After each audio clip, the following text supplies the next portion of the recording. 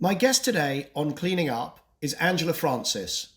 She's the Chief Advisor on Economics and Economic Development at WWF. That's not the World Wrestling Federation, that's the World Wildlife Fund. She has also been Regional Economist and Climate Attaché at the FCO, that's the Foreign and Commonwealth Office in the Caribbean. She was there until 5 or 6 years ago. She came back and then she's been working for Green Alliance, which is a think tank working on environment sustainability issues, non-partisan, before joining WWF. I met Angela when we were doing some radio about, I think originally it was about Brexit, and then we met again talking about UK politics and the elections. And she struck me both times and in all our interactions as incredibly smart, thoughtful, and she comes at things from a different perspective from a lot of the usual sort of Oxford PPE or Brussels technocrats or the equivalent around the world that I tend to meet on my travels. So I've really enjoyed talking to her, and I very much hope that you will enjoy this episode of Cleaning Up. I'm going to get myself my beer, and I'm going to bring Angela into the conversation.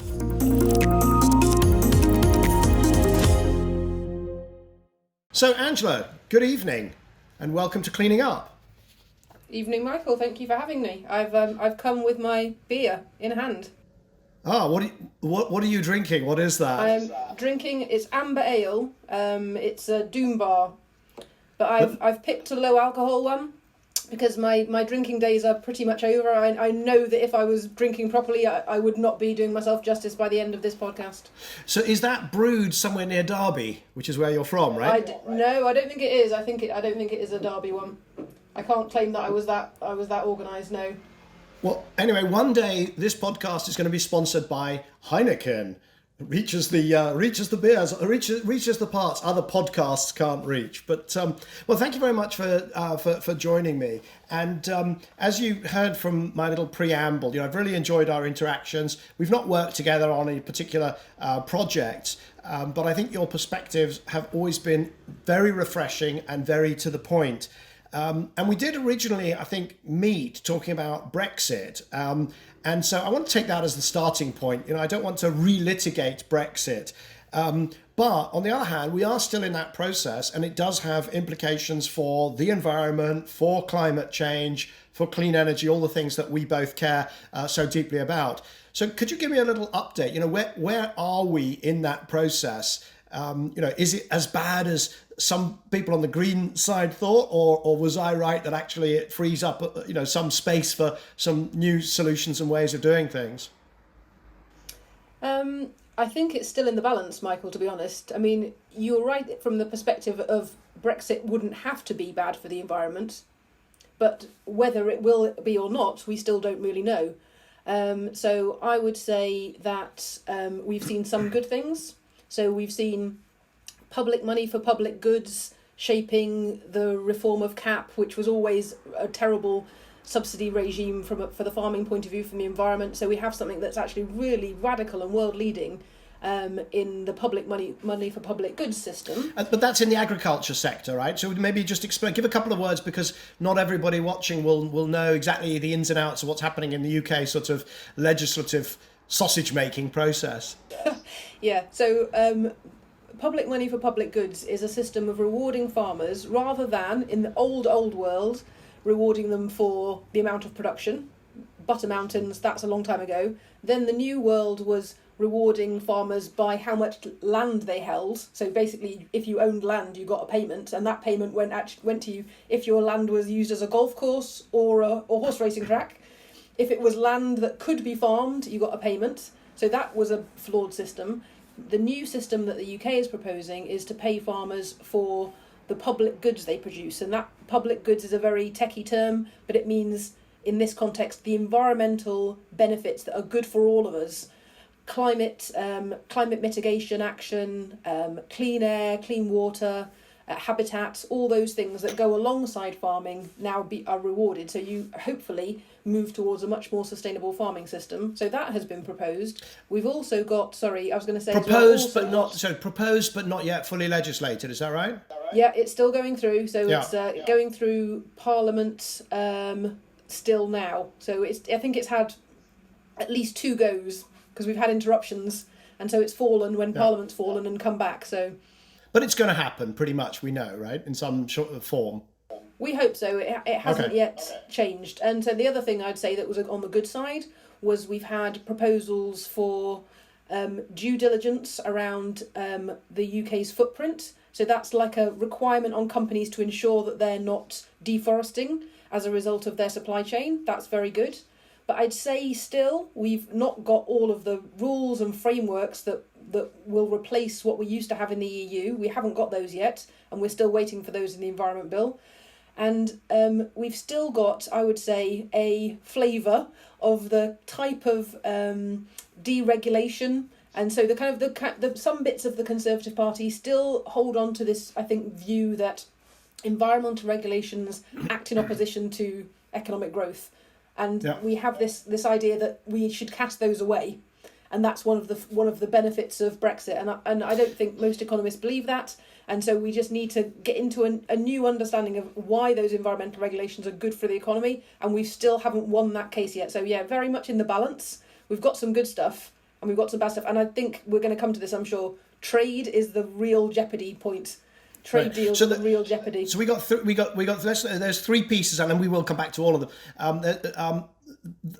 There's the trade piece. There's the kind of does all environmental regulation cost money piece, and then but I want to just come back to, you said that we haven't got all the pieces in place of legislation.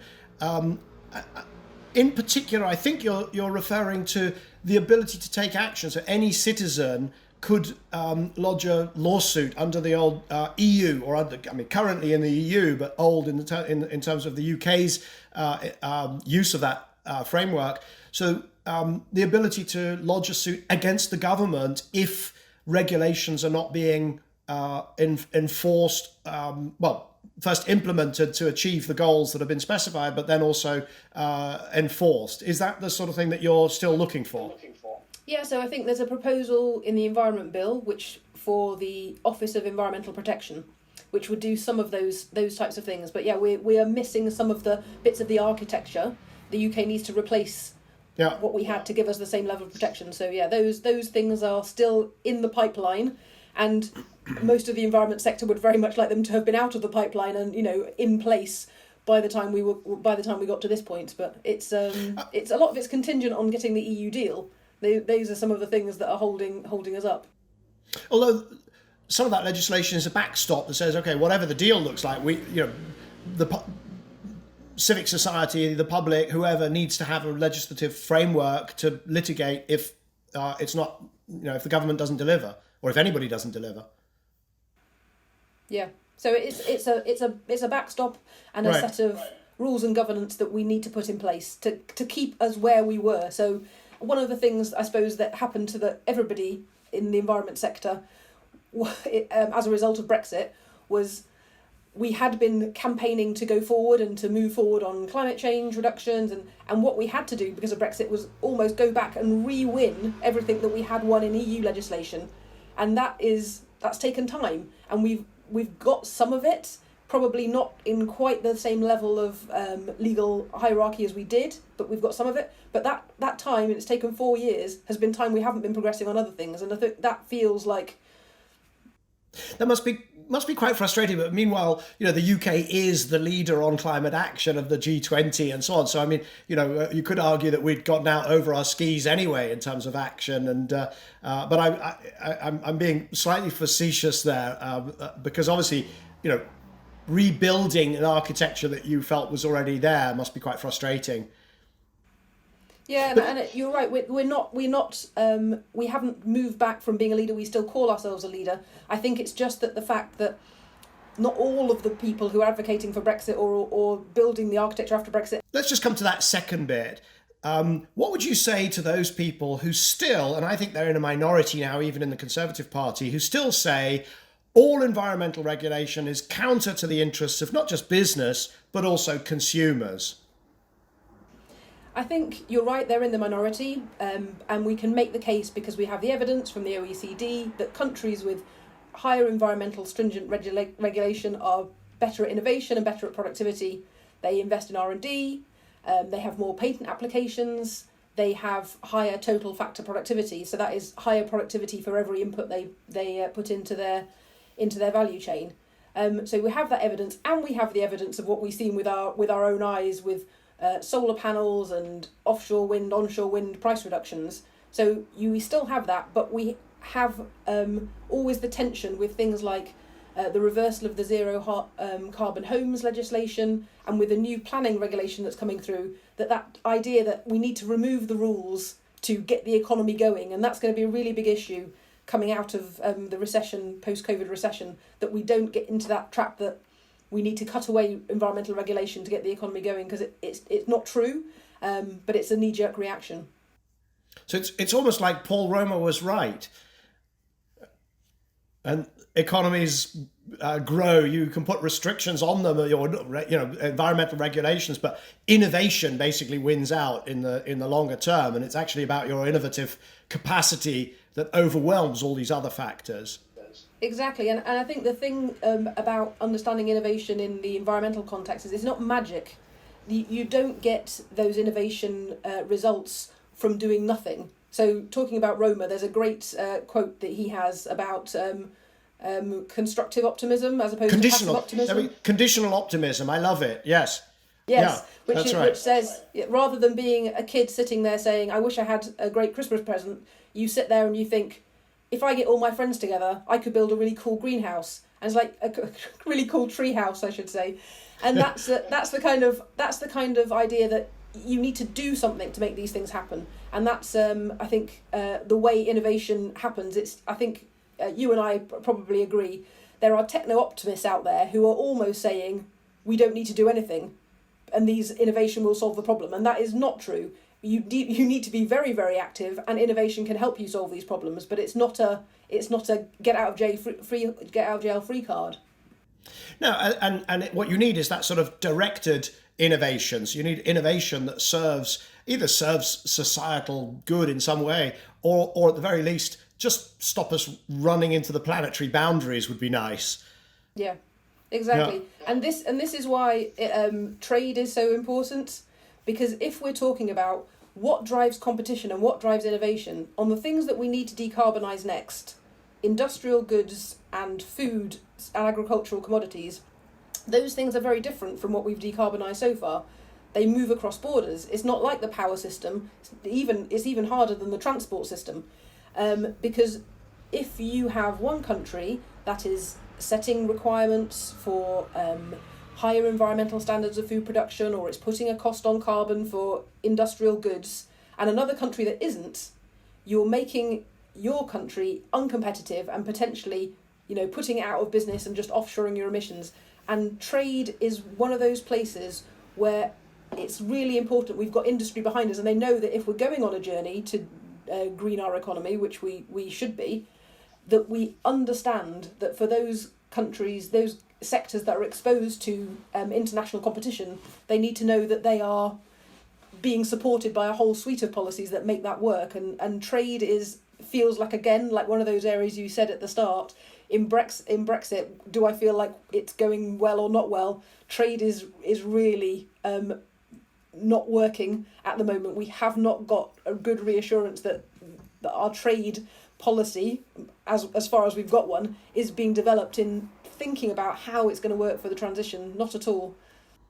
So, because obviously there's a huge number of moving parts in the Brexit negotiations, but even in trade alone, the question is: do we do a US deal before an EU deal? Do we do other countries first? Sort of, mop up a bunch of smaller deals, Japan, Australia, whatever. And I guess one question is: do we have any choice in all this? I mean, does anybody have agency, or is this all just a big kind of chaotic, ball of wool? feels like a chaotic ball of wool at the moment, but we definitely got agency. One of the things that we should be doing is deciding exactly those sets of questions, and what it feels like we're doing is putting ourselves in a almost unprecedentedly complicated situation by trying to do all these deals at the same time, and it's almost as if our environmental policy is going to be the outcome of what we get in a negotiating table. So if we get a good deal with New Zealand, but we can't quite push the Americans to where we want them to, and the EU won't move for us, that'll be the result. It's like, you don't do it that way. We should be going in with the idea of what are we trying to achieve, and then coming out with something that works for our economy. And for me, our economy has got to work by aligning with our environmental goals. We should be looking at how do we move to a more resilient, stronger economy, because it's based on low carbon, because it's based on nature, and we're just kind of putting all those things on the negotiating table and sort of working it out as we go at the moment. But when you say we should be, actually we have to, because we've also got legislation that says that we're going to be net zero in 2050. So now, I don't know, technically, and you'll probably know this, does net zero include the imported emissions from our trade or not? No, it doesn't. So no, it's that's one of the interesting questions, I think, about how we think about trade. So we have a consumption footprint, and we've got a production footprint, and our net zero target is set around our production footprint. So that is our territorial emissions, and those have, as you will know, reduced by, I think it's 44% since 1990. But our consumption emissions, so if you take everything we consume, and some of that stuff we consume we produce ourselves, but a good a proportion of it is stuff we import. We import electronics, we import fashion, we import food. Those emissions from everything we consume have only gone down 15%. Yeah. And they've mostly gone down in recessions. They haven't really gone down because we're buying in a better way. Well, hang on a second, because they have gone down. I mean, if you take if you go from, I think it's 2007 or 8 in the UK, they've gone down not just because of recessions. They've gone down because they've gone down largely decarbonisation of electricity. But I mean, that will happen. So you will also see so where other countries have electrified and moved away from coal, you'll see that in our emissions. But we do need to take more responsibility for what are we buying. So absolutely, I don't disagree. The reason I jump on it is because there's a whole bunch of people out there, the sort of the degrowthers, who will try and prove that there's no such thing as absolute decoupling, that you can't have economic growth in economic activity whilst also reducing your footprint. And they'll point to this data that usually they'll go for 1990 to 2010.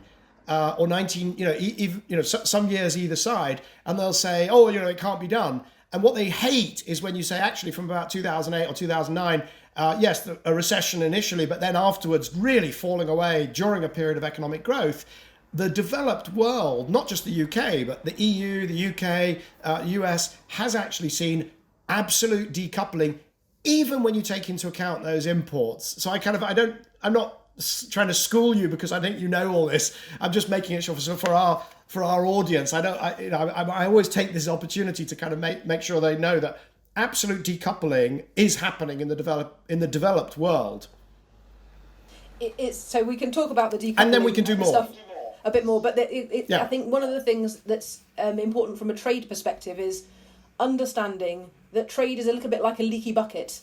It's that bit where if you have carbon leakage, you've got carbon you're responsible for. And the bit that I'm interested in from a greening our economy point of view is where we have a problem with industrial competitiveness because we are asking, for example, a UK farmer who are already doing some of the highest environmental farming in the world. And that's not great because farming has got a long way to go. But the UK and Europe have been better than most. We're asking those farmers to go much, much further and much, much faster in decarbonising the food production and preserving nature. That's a really hard job. We cannot ask them to do that at the same time as saying doors are open to countries that are not even playing the same game. It's that's their decision, but they don't get access to the European UK market if they're not taking those problems seriously. And that's, I think, where trade can potentially mess up our domestic carbon reduction plans. And is the answer? I mean, the EU has already said it's the answer. The US, well, a lot will depend on the election, but is the answer carbon border adjustments?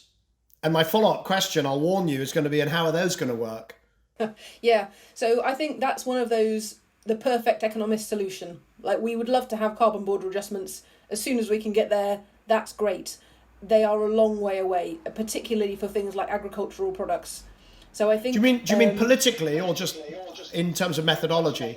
Methodology, I think. I mean, for industrial goods, we might be able to. I think that's where the EU are proposing them on steel and energy intensive industrial goods. On commodities, agricultural commodities, we're miles away in terms of methodology. I think in terms of our own production emissions, I think this is right. Our own footprint calculation for our own emissions inventory for livestock just estimates emissions based on head of livestock. I mean, we don't really have great methods for measuring our own impact, let alone trying to compare another country and doing some kind of adjustment. So I think that's a long way away. So I think the interim steps are looking at where we are now and making sure that immediately for Brexit we don't go backwards. So we don't start importing things that currently are not legal in the UK. So commodities that have got very high pesticide use, commodities that come from very intensive systems, and the proxy for that is very poor animal welfare.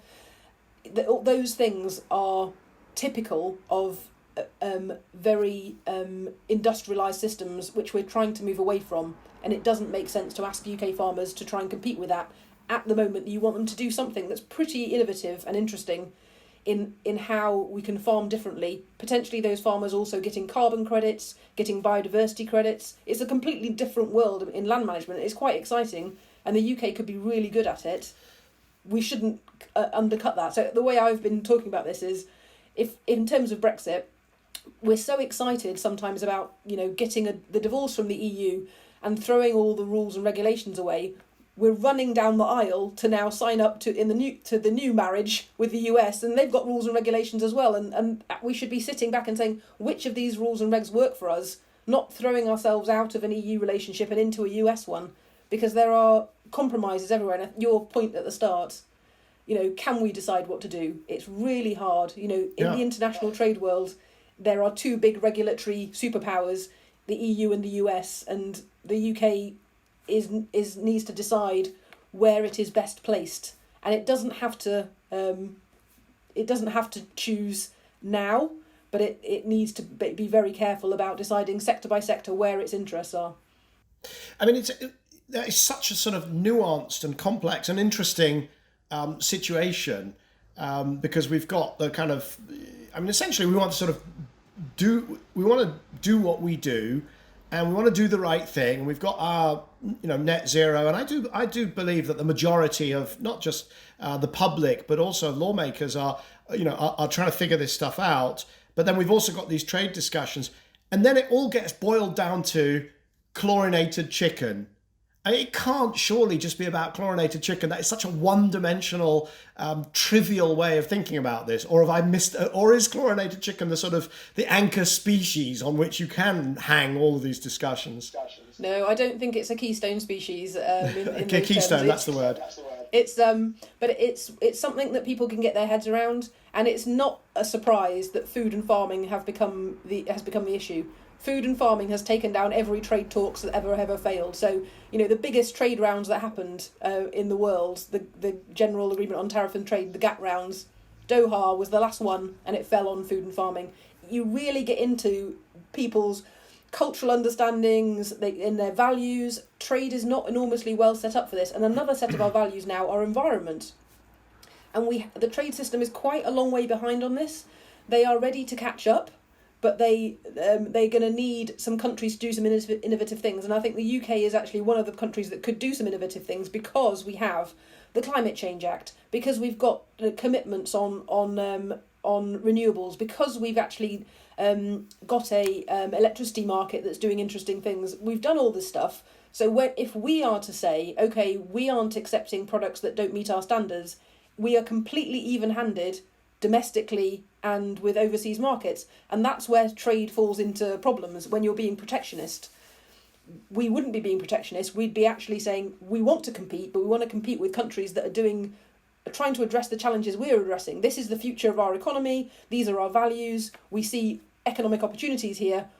Let's get in. Let's collaborate. Let's compete with people who are doing the same thing. We're not interested in collaborating with somebody who's doing yesterday's farming or yesterday's version of energy production. It's that doesn't help us. That doesn't help us get where we need to go. And that's I think a good opportunity for the UK to really prove after Brexit it is going to be a leader, because trade is a kind of the hard nut to crack, and we actually are in quite a good position to have a good go at it.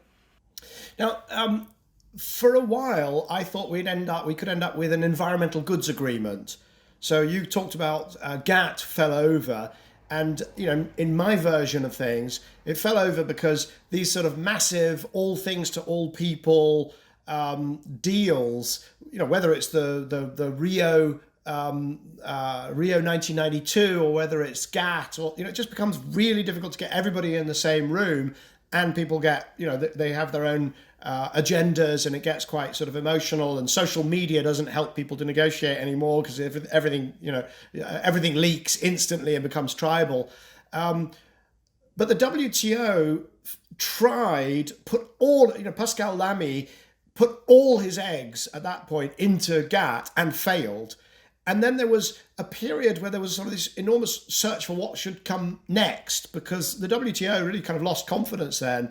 And one of the things that I worked on was what eventually became the Environmental Goods Agreement. And it came out of some brainstorming in Dubai, but under the auspices of the World Economic Forum. And astonishingly, it sort of got momentum, and it really got to the point where there was a negotiating text and square brackets and everything, 2016. And then the Chinese killed it for whatever reason, to do with President Trump being elected or whatever. Now, a few countries have gone ahead and signed something. I think New Zealand and a few countries. Is there any chance? I mean, do you see life in that sort of trade discussion at all, or is there going to be Environmental Goods Agreement 2 that might actually get across the line? So I didn't know you were so involved in that. I don't know as much about it, to be honest. I've been much more interested in UK trade negotiations, but what I do know is that original version and the Asia version of Environmental Goods Agreement both exist. I think what the Asia agreement had more bicycles in it. That was one of the things that was a difference. There was lots of strange things. I think it's a very useful thing to take forward. My only concern is that we put all of our environmental ambitions in an environmental goods agreement, because, as you know, it's got things in there that are for environmental cleanup. It's got environmental technologies, but it doesn't have, for example, it would be very hard to define in that low carbon steel. Steel is steel.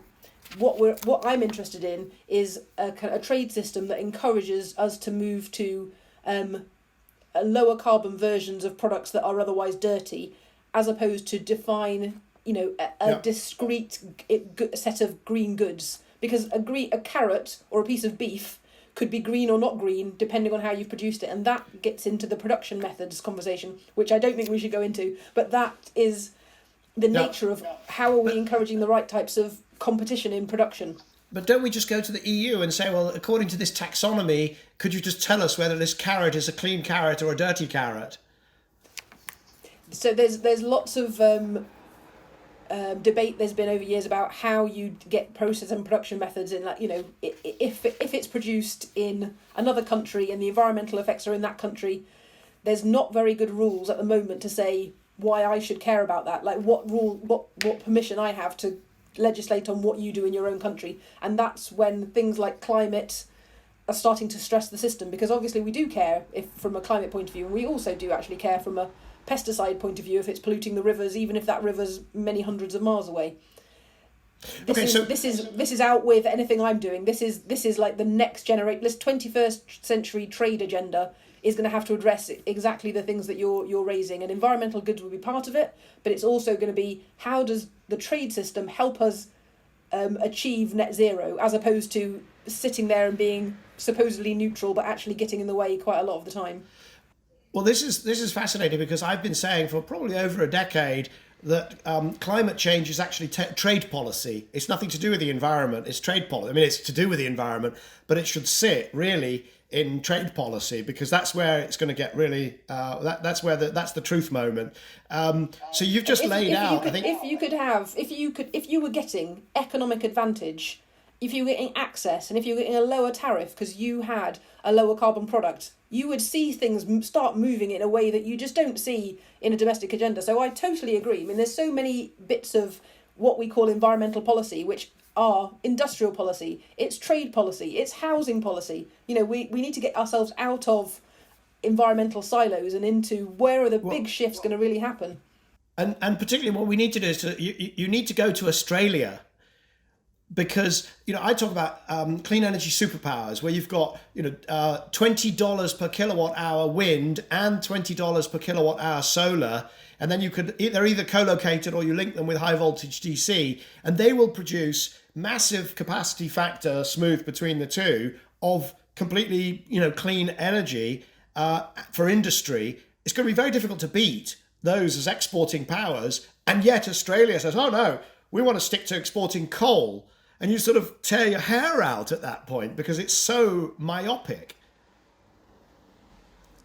So we have similar things in the UK a little bit, but nothing quite as stark as that. But you've just laid out really the agenda for sort of, how can I put this? COPs 30 to 50 will be all about trade, right? According to your... Yeah, well, quite possibly. Once we have... Power is moving incredibly quickly and it's been a huge success story. Transportation, you largely do with domestic policy. Okay, the vehicles that get produced have global supply chains, but you can designate what you want there. Once you get into goods that move across borders, you're in trade policy. Yeah. And also long-distance transport, because I've been talking a little bit about potentially using induction charging or catenary charging for long-distance freight. And that's great. We could just do that. Frankly, that's going to be cheap and effective. And if you've got clean electricity, it's a great solution. It's probably going to turn out to be the cheapest. But you can't do it domestically in Europe. You might be able to in the US. Big countries could, but we won't be able to. But yes, other than that, you're moving into sectors where trade really matters. Exactly. So, I mean, we could talk about different sectors and you know more about those things than I do. The thing that I think I'm interested in at this time is how is the UK with Brexit, with COVID, how are we going to make the green transition feel like the right answer for people? And right. It's when people have got other things on their minds, it sometimes feels like the thing we said at the start, that you just kind of want to get back to normal as quickly as possible. And I think it's our job as environmentalists, or my job in WWF, to talk about why there's actually a better version. Don't go back to where you were. There's a better thing out there. Lower price electricity, cleaner air, better energy systems that we can move to. And now is the time to do it, because we're going to be spending so much money to put the economy back on a good footing. We need to spend it on encouraging these types of systems change. So that brings me to and this is the topic of your brilliant TEDx speech, which you did in January this year, I believe. And we'll put a link in the notes so that anybody who's watching this who thinks, oh, I want to watch that, they absolutely should. Where you talk about, all this is well and good, but if it doesn't speak to the person who, not the the technocrats working on climate or the environmentally concerned with secure jobs, but if it doesn't talk to the average person in Derby or in wherever around the country, then it's just not going to happen. And then you give some ideas about how to get around that. So can you reprise, or at least tell us how do you square that circle, that there are these things that you want to do, but they might initially cost a bit more, but you've got to sell them to people who have other more urgent and pressing concerns economically.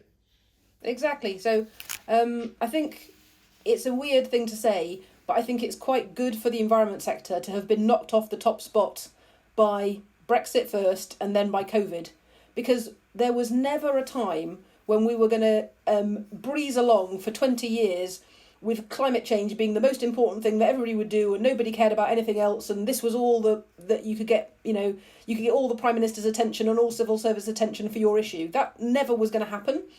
But it feels like that's what we've been trying to do all the time. And we've been speaking to, as you said, the environmentally concerned, the technocrats. We've been speaking to the people who understand that problem. And we have failed to speak to people who have got other problems in their life. They are living in a town that, deindustrialised maybe in the 70s or 80s. They have got a crap job in, a call centre or some kind of, low-level sort of service job with no prospects.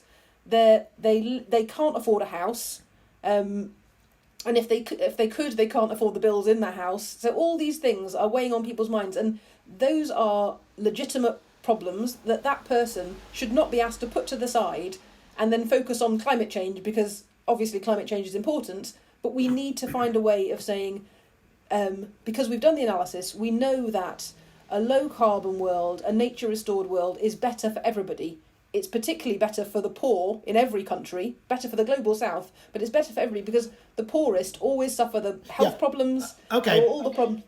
All of this is good, but I've heard it, lots and lots of times. But the problem is, it's quite easy for it to sort of go into, So you tell that person, you think you've got it bad now, it'll be even worse if the climate gets worse. And of course, that person is like, please, what am I supposed to do about that? Or actually probably get more aggressive. You look at the Gilets jaunes, because in a way, all you're doing is piling more stress, more angst, and then trying to put guilt on top of it. What do you concretely tell that person, or what policies do you give that person so that they can go, oh, well, actually, this isn't in opposition to my agenda, my needs?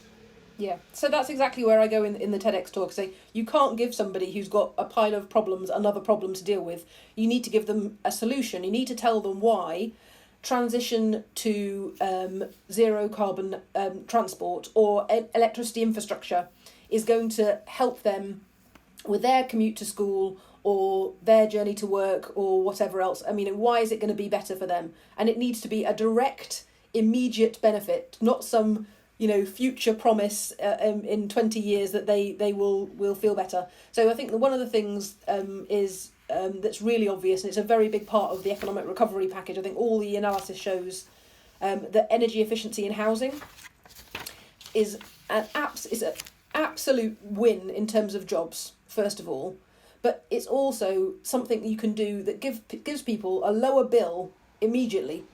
So if you can, it's something that pays for itself. It's just a case of the front loading the finances, so you can give people who can't pay their bills at the moment, worry about food or energy bills, give them something that is an immediate benefit. And that makes so much sense in social housing.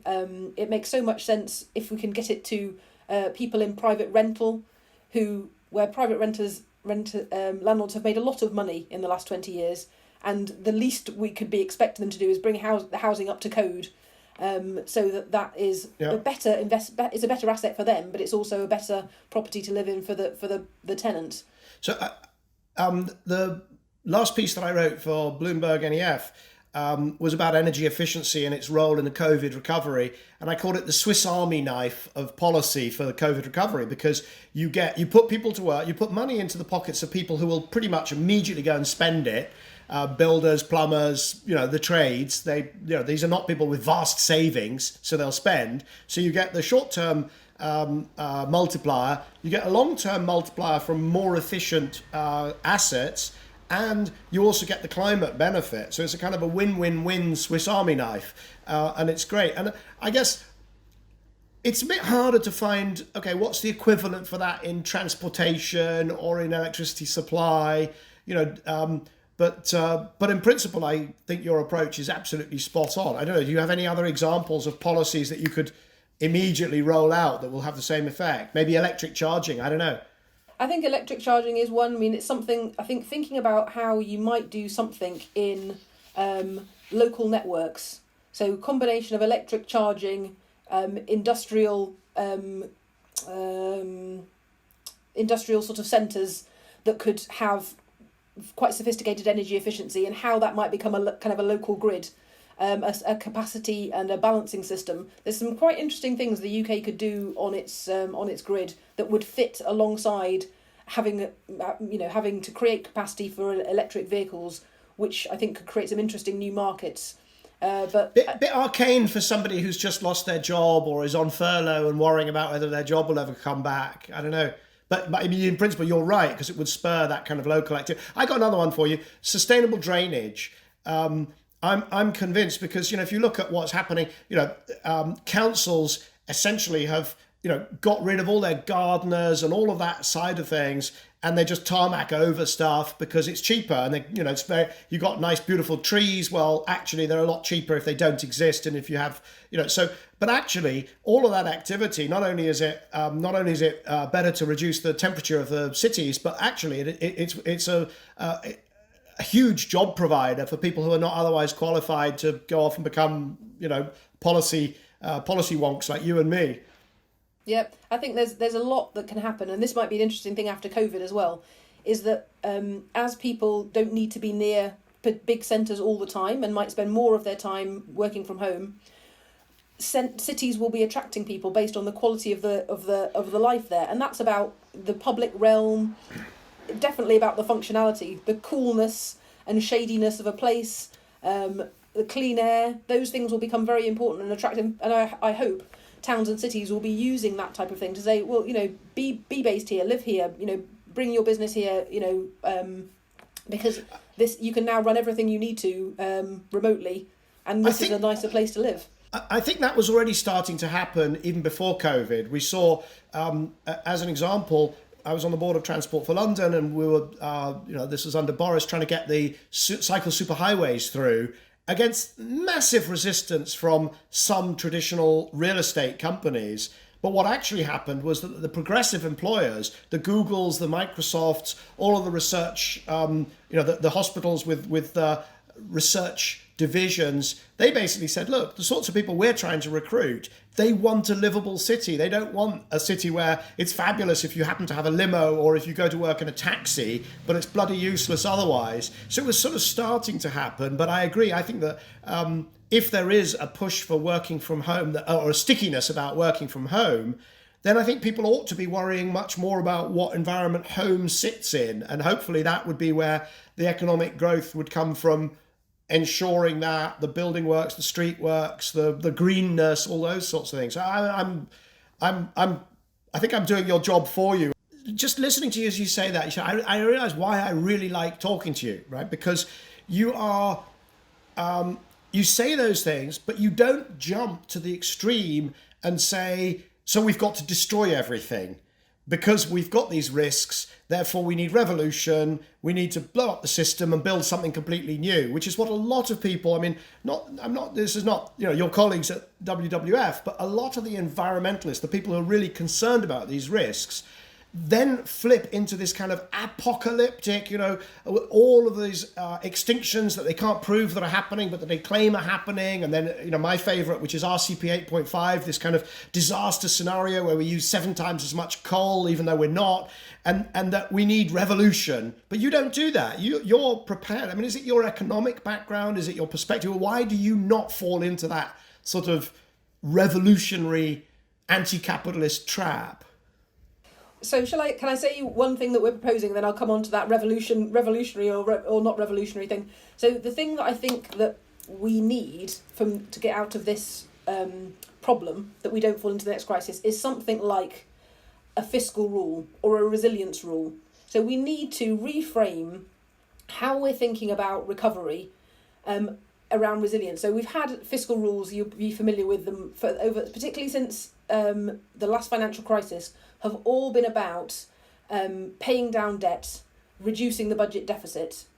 And those have not put us in a place that we've actually had a stronger economy. We've kind of, taken a lot of things to the wire.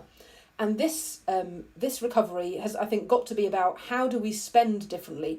How do we spend in a way that reduces the risk of the next crisis? And I suppose we're putting a lot of emphasis on talking to government about why that resilience rule, why a fiscal rule or a net zero rule can be sold to the public as something that is going to make their lives better, the bit we were talking about before. So revolution or reform. I started off my interest in environment pretty revolutionary. I mean, I was a deep green teenager. I was obsessed with the environment, and I was very concerned. And I studied economics because I wanted to come up with solutions. And I could see that, sitting there as a sort of 12, 13-year-old watching Newsnight, it was the economists who were making all the arguments, and I needed to get into that conversation. That was my motivation. And I think what I've seen is we're definitely looking at something that is revolutionary, but I call it revolutionary in industrial revolution. It's that type of revolution. I don't see it as overthrowing capitalism, because I think I have a kind of a more technical understanding of what capitalism is, and I can totally understand why people don't like the version of capitalism we have, because it's got lots of problems. I totally agree. But that doesn't mean that an alternative to capitalism, which would be a planned communist economy or something else as yet undefined, is the solution. Most of the time, what we're talking about, I think, is a mixed economy, and we're talking about where the state should come in and where the state can't come in. How does the state facilitate the market? How do we encourage the right type of innovation? And there are solutions to those problems, but I sympathise with lots of environmentalists who probably for years have been told by economists, oh, you can't do that. And then they need another economist, like there are many now, saying, oh, that is possible, that totally makes sense, that's a very good, strong economic argument, and this is how you do it. And for a long time, economics was the reason you couldn't save the environment. And we've kind of moved past that now, but there's lots of people who are just railing against, don't tell me I can't, do the thing that I think is important. And I think it's the job of me and other economists who are now working in the environment sector to give people the tools to say, there is a revolutionary way of doing things that doesn't require you to say something that probably will turn a lot of people off and make them feel quite nervous about, what this radical version of the world you're talking about looks like, because most people want a job, and they like the idea of improving prosperity over time. So saying degrowth doesn't appeal to them. Why it doesn't necessarily have to be the type of growth we've had, but it could be very, very different. It could be much more about well-being, as well as improved prosperity, and trying to describe those things, but be really, really strict that we're not saying here, this is not a light version. We are still achieving net zero. We are still achieving nature restoration.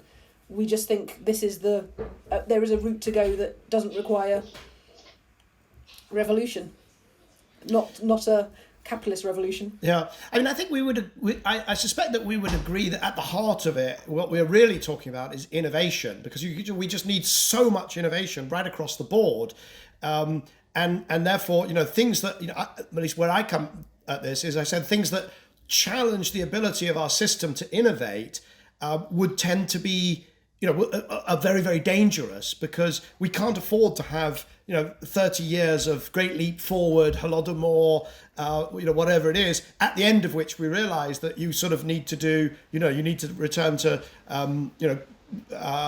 communism with a Chinese flavor, or whatever they call capitalism over there.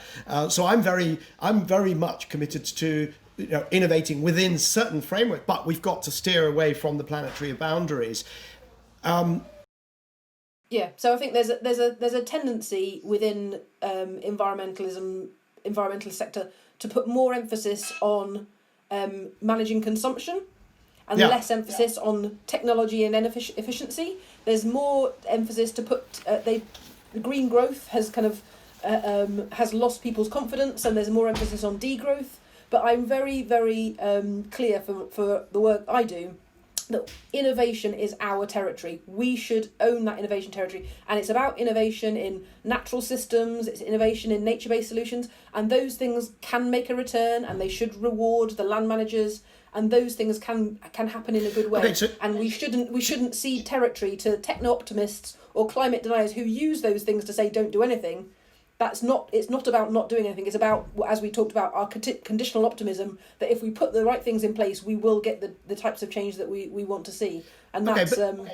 But you've started with concern about the environment, but you've then gone off, you've studied economics, you've then discovered that that there's a whole bunch of old, how can I put this, old white men behind the curtain who don't have the answers, but then there's a whole bunch of new economists who do. But you've come to a very different landing point to either most sort of hardcore environmentalists, who I'm afraid are in the kind of rationing and consumption management side of things, but also a different landing point to most economists. Is that down to your Derby roots? Is that down to family background? Is that down to early upbringing? Or is that just the way your brain works? It's so hard to explain. I mean, I know I feel like I'm different and I feel like when I landed in the environment sector, I think it's because I started my economics work in a traditional economics organisation. So I worked in the Foreign Office, as you said. I was an economist for the Foreign Office. I was looking at our export opportunities. So I was looking at where are the future opportunities. Before that, I worked in regional economics. So I was working in the east of England, which, Cambridge, Bedfordshire, Essex, Norfolk, Suffolk, quite a prosperous area. It had huge housing growth, and we were tasked with looking at that housing growth, how it could be sustainable was part of our remit, but the biggest bit of the remit was how do we make sure that jobs come along with those housing. And so we were, it was meat and drink economics work, which to me feels like the problem or the challenges that we face now with the environment. We're not convincing people anymore that climate change is happening. We're now doing, I think, how do you make this a mainstream issue? How do we turn from, knowing this is a problem to trying to work out what are the sectors and clusters, the innovation systems, the enterprise program, what's the skills training thing? It's becoming normal business. And there's not many people in the environment sector who've done that work before.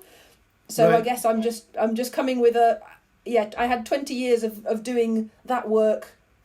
I was always interested in the environment. It was a 5% of my job. Now it gets to be 100% of my job because everybody's at that point that, okay, we want electric vehicle system, we want, energy insulation materials. It's all happening, and that we haven't quite got as many people as we need to start thinking about social justice, trade policy, skills training.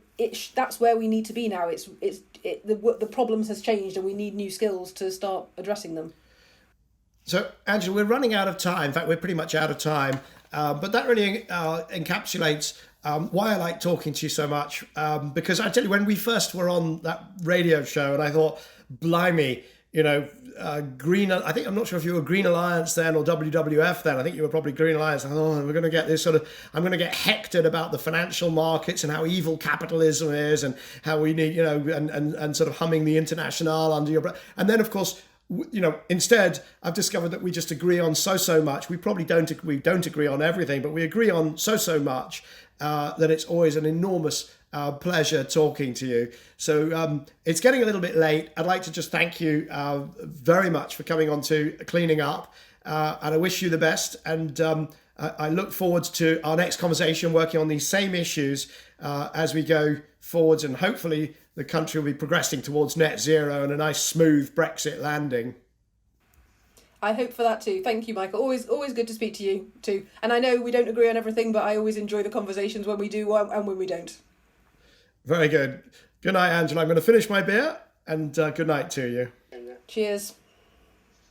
So that was Angela Francis, Chief Advisor on Economics and Economic Development at WWF. And as you've heard, she has an extraordinarily clear vision for how we move to a low carbon, net zero, sustainable economy, not based on breaking everything and starting again, but on the actual steps that we have to take, whether it's in legislation, whether it's in trade, whether it's in economics, in order to get to an economy that respects planetary boundaries. My guest next week on Cleaning Up is an Australian author and sustainability expert. In fact, you could say that he's the Australian author and sustainability expert. He has written countless books, practical books on how to reduce your environmental footprint as a business, as an individual. He's hosted 115 episodes of Smart Money on Sky News. He has founded countless charities, including, way back in 1991, a charity which supports a music school in Armenia. He's got more stories than you can imagine. He's fascinating. He was Australian of the Year in the year 2010. You're going to enjoy next week's episode of Cleaning Up with my guest, John Dee.